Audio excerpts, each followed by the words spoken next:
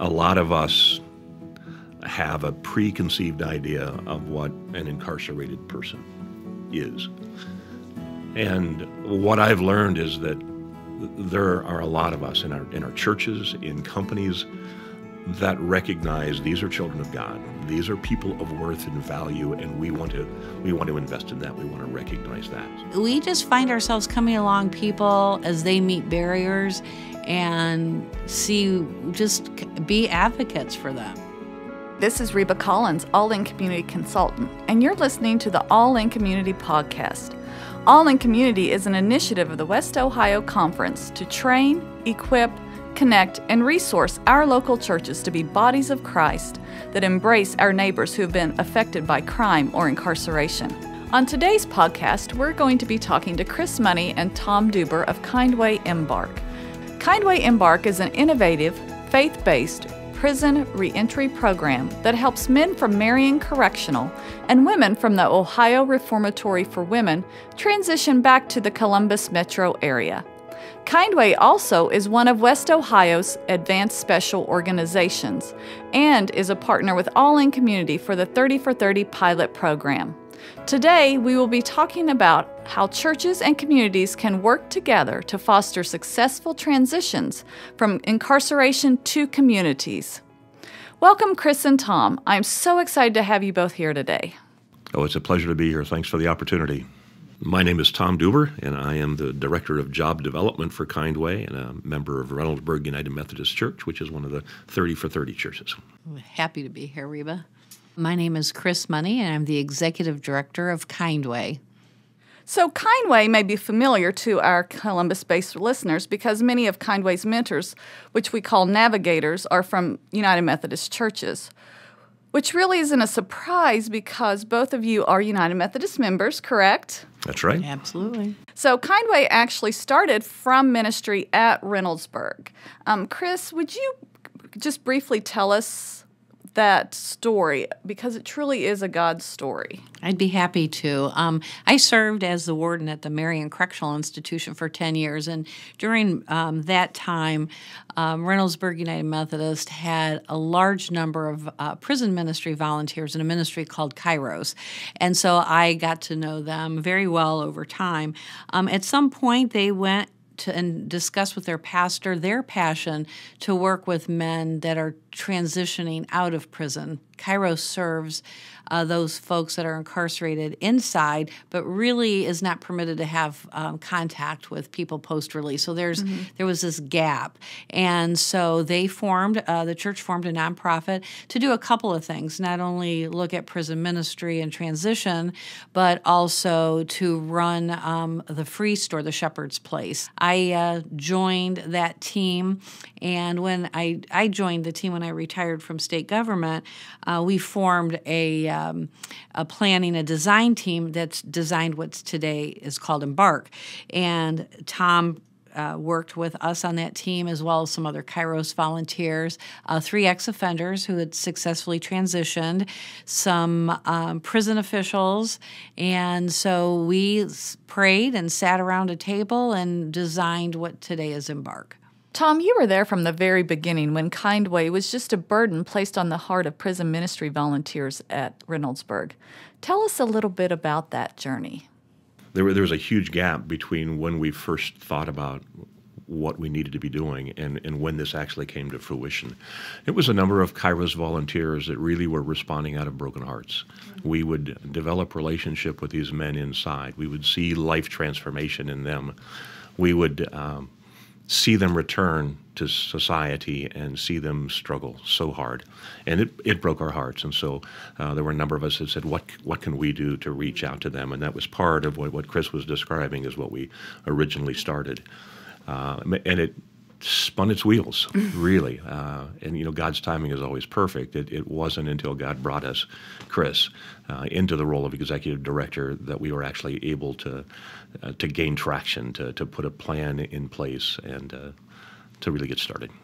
The right people in the right time at the right place. Exactly. And that's all in God's time. Mm-hmm. How then did you come into this new role as director of job development? One of our staff members and one of our keys, Robin Lorms, said something as we were just beginning to form this program. He said 2 things people need when they get out are Jesus and a job. And shortly after I retired, I was contacted by Chris and Robin, and they were sharing how difficult it is to find employment opportunities for our men and women that got out. And so they were hoping that in my retirement I would have time to be able to build relationships with employers that would be willing to talk to our men and women, to give them a second chance employment opportunity. And so that's how it came about. The right place, the right person, the right time. God's time. Right? God's time, that's right. And so in your new role, you're out in the community a lot. And I think sometimes we get into this deficit mentality that there's not enough available, there's not. How has being out in the community and working in this new role seen, that God is providing all that we need, right, to help our men and women successfully transition back? I think one of the things that has been the most amazing to me is to learn how many employers out there are really feeling the call on their life to be involved in this as well. When we started, the challenge was to find employers for our participants, and now the challenge is to provide our participants for the number of employers that have come forward. It's always been God opening the door for an employer to come to us rather than me building a relationship with an employer. It was God bringing us someone, again, that He's put the call on their heart to say, you know what, we need to tap into this resource of these people that are wonderful people that have tremendous resources that they can bring to our companies. And so right now, that's the biggest challenge as we're working with employers is, yes, thank you so much for being willing to hire our people. I hope we can bring you someone soon. What we have found along our journey is that God has been very faithful, and He has connected us with individuals and with churches, that He's provided us with needs as they've come up. So we have really not experienced lack of resources. We've experienced actually continual growth in resources, and it seems like when we need something, He's provided the connection. An example would be one of our men who had served a lengthy sentence was a carpenter, and someone that came to one of our fundraising events had a friend that owned a construction company. So Tom and I got a call to go meet with the president of this company, and we did. And 2 months later, we had this man who happens to be a carpenter come out, and they happen to need a carpenter. So God's been so faithful and in seeming to bring to pass whatever resource we've needed, and it's been a very exciting journey. Have you, either one of you can answer this question, is there a particular person who has returned that comes to mind that has taken you into spaces you hadn't thought of or hadn't prepared for or hadn't even known that that's where you needed to go? I think that everyone that we deal with is a unique individual. Mm-hmm. So we have found ourselves advocating for people with a judge to get their license back for work so that they can survive. We've found ourselves advocating for people in child custody issues. Yeah, we stand in the gap with employers, because if you say you're incarcerated for 10 or 20 or even 30 years, an employer, who are you going to put down for a reference? Right. So we're a reference many times for people. We just find ourselves coming along people as they meet barriers and just be advocates for them. As I think of your question, I think back of when we gathered around that planning table, and think of where we are now. There is so much that we didn't know at that point in time. So every cycle, every experience, yes, every participant that returns, we're learning more and more. We are being taken to places that we didn't expect to yes, be with every one of them. So it's been a real process. Mm-hmm. So I'd like to ask both of you, what is something that has surprised you along the way, or perception that has changed from when you first started in this ministry? I worked inside correctional agencies and institutions for 30 years, so I never worked with people outside. So I honestly had no idea what that was going to be like. I knew the need because I saw people reoffend and come back. that I was many times surprised to see come back. And I think what I've learned in this process is that people who are incarcerated face more barriers than I thought existed. I had absolutely no idea the extent of the number of barriers that they would face. I think what I've learned is it's so easy to see why people reoffend if there's not a support network for them as they transition.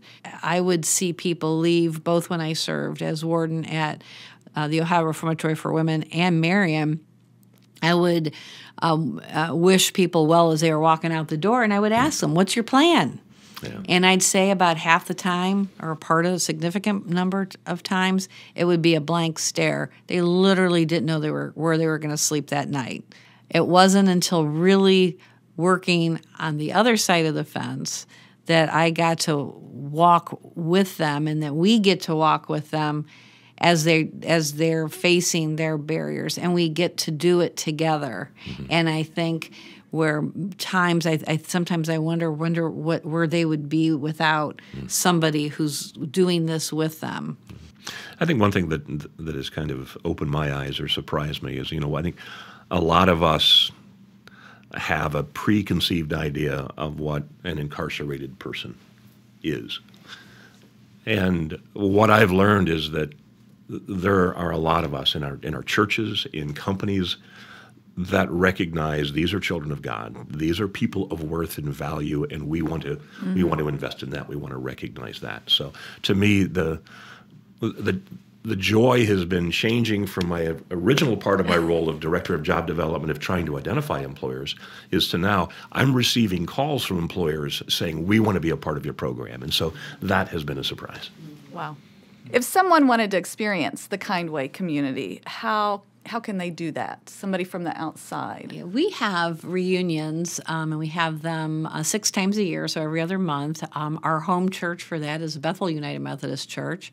They have a prison ministry team, and they assist with that, and so we have it there. And so if somebody was interested, they could contact our office. We could tell them when the next gathering would be. So if they wanted to come in, and who is at that is our released participants are all invited, as well as our volunteers and partners. That would be a way to have feel the sense of community and talk to people who have returned and talk to volunteers, and that would probably be the best way.